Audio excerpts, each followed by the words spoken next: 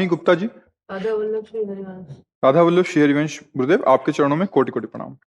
महाराज जी, एक ज्ञान मार्ग का पथिक जो फिर प्रेम मार्ग की कृपा प्राप्त हुई हो, उस नए साधक को क्या महत्वपूर्ण निर्देश एवं जहां त्रुटियां संभावित है उनके निस्तारण संबंधित मार्गदर्शन? हमें लगता है ज्ञान मार्ग के साधक को जब प्रेम मार्ग में आने का भाव आएगा तो त्रुटियां तो रह नहीं जाएंगी, क्योंकि ज्ञान मार्ग से अज्ञान को तो पहले ही नाश हो चुका है। अगर वो ज्ञान मार्ग में चला नहीं, केवल छाप लगी, तो फिर वो ज्ञानी किस बात का। नहीं तो ज्ञान मार्ग से चला हुआ ही तो प्रेम को प्राप्त होता है। चाहे देखो, आत्मज्ञान होना एक अलग चीज है, आत्मरति होना एक अलग चीज है।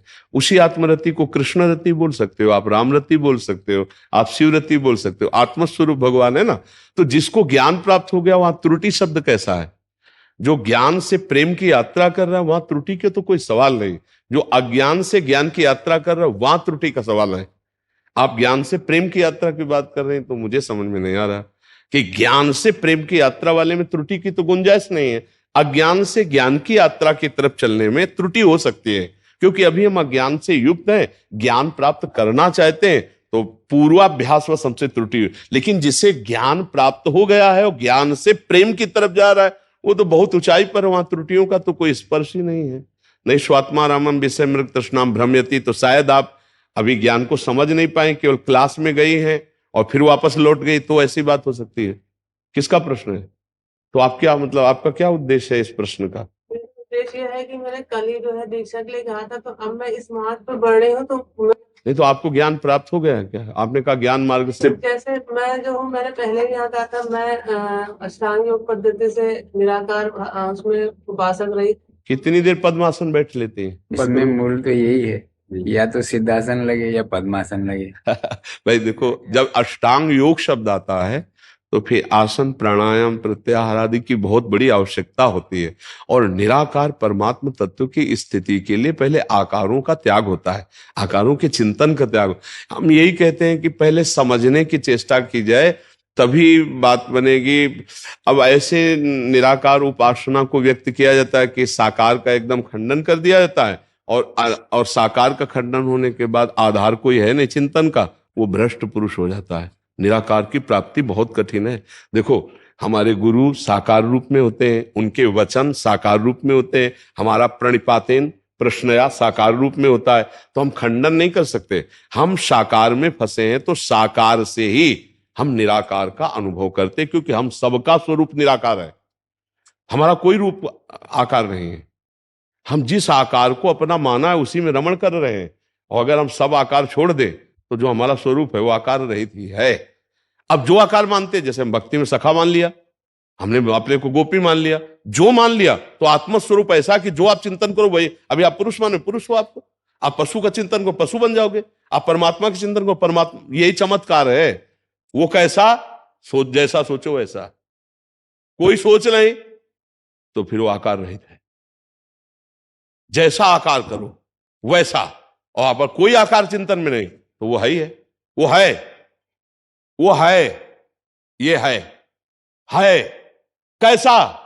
तुम सोच रहे हो जैसा।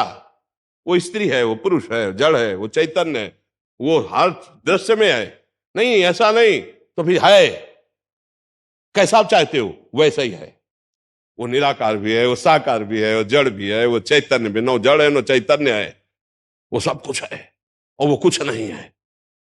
बुद्धि बड़े बड़े ज्ञानियों की लड़खड़ा करके गिर जाती है, तब गुरु चरणों से बोध होता है। अब मैया कैसे उसको समझा करे, अष्टांग योग से निराकार की उपासना कर रही थी, तो हमारी समझ में बहुत कम समय रह गया है। नाम जप करो भगवान का, और आश्रय लो गुरुदेव भगवान का, और नाम जप करो, इसी से सब हो जाएगा। देखो, परमात्मा साकार है निराकार सब अनुभव में आ जाता है नाम जप से। भजन के बिना कुछ नहीं होता भाई। वेदांत पढ़ लो, नामात्मा प्रवचने न लभ्या, न मेधया न बहुना श्रुतेन। जब तक प्रणव का निरंतर चिंतन नहीं होगा तब तक बात नहीं मिलेगी ज्ञान मार्ग। ऐसे ही राम कृष्ण हरि ये सब प्रणव स्वरूप ही है, ये सब भगवत स्वरूप है, नाम है। जो नाम प्रिय लगे, पहले इतना नाम में चित्त डुबो दो कि और कुछ याद ना आवे, फिर अपने अपन वो में आ जाएगा। साकार है कि निराकार, सब अपने अपन वो में आ जाएगा। अपने को चिंता नहीं करनी, अपने को चिंतन करना है। अब क्या है कि ऐसे ऐसे उपदेश हो रहे, क्योंकि अनुभव तो है नहीं। अब वो एक परंपरा की बातें पकड़ ली गई। अच्छा, जो सिद्ध महापुरुषों ने बोला वो अनुभव से बोल रहे हैं, अब उसको अपने लोग शब्द को समझ नहीं पा रहे, तो अब बड़ा खंडन मंडन निंदा स्तुतियां चलने लगी, छोटे छोटे मेड़े बना ली गई। और जबकि ये बहुत अपार समुद्र है, ये किसी मेड़ में आने वाला है, कोई सरोवर नहीं है हाँ कि गंदा हो जाए, ये अपार समुद्र है ज्ञान। अब उसी को समझने के लिए गुरुजनों की शरण में जाया जाता है। आजकल ऐसे अब उपदेश होने लगे हैं कि जीव का जिससे निस्तार होता है उसी से वंचित कर दिया गया। अब मान लो बता दिया गया, अब योग्यता के अनुसार आरत अधिकारी जब पावे गूढ़ो तत्व न साधु दुराए। अब जहां से कल्याण होना है वो बातें कट गई है, अब वो स्थिति नहीं तो सच्ची मानिए वो है, बस हम आगे नहीं पीछे नहीं कुछ नहीं, वो है।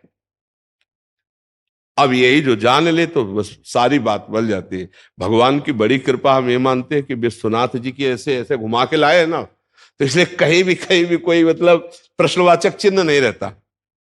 भगवान विश्वनाथ बोध प्रदान करने वाले जगत गुरु हैं, तो बचपन से क्या नैष्ठिक ब्रह्मचर्य गायत्री अनुष्ठान महावाक्य जैसे घुमा के लाए ना, तो अब जब तभी हम कहा ज्ञान से प्रेम की तरफ, तो फिर वो तो ऊंचाई वाली यात्रा, वहां त्रुटि का तो कोई सवाल ही नहीं रहता है। तो इसलिए हम कभी कभी जैसे ऐसे प्रश्न होते हैं ना, तो सोचते हैं अच्छा किया कि महादेव अपनी नगरी से घुमा के लाए। अगर हमको डायरेक्ट इसी मार्ग में ले आते तो उधर के प्रश्न को हम न समझ पाते। और अच्छा हुआ कि बचपन से पूरा राउंड ऐसे लगा के लाए ना, तो इसलिए मतलब बहुत साधना का मतलब बहुत सुलझा हुआ व्यक्तित्व, बहुत सुलझा हुआ मानसिक स्तर होना चाहिए, और वो तभी हमें कहीं फंसने नहीं देगा, हमें उस तत्व में स्थित रखेगा। अब अभी छोटी भी साधना नहीं हुई और बातें बड़ी बड़ी होती हैं तो उससे लाभ नहीं मिल पाता। हमें लगता है अगर बात ना की जाए, साधना की जाए, तो वो बात आ जाएगी जो आनी चाहिए बात। तो अब सबसे प्रार्थना है, वो निराकार है साकार, ये समझने की बात छोड़ो, नाम जप करो, अच्छे आचरण करो, पवित्र भोजन करो, दूसरों को सुख प्रदान करने की भावना करो, यही से साधना प्रारंभ हो जाएगी, यहीं से साधना प्रारंभ हो जाएगी, यहीं से कृपा का अनुभव होने लगेगा।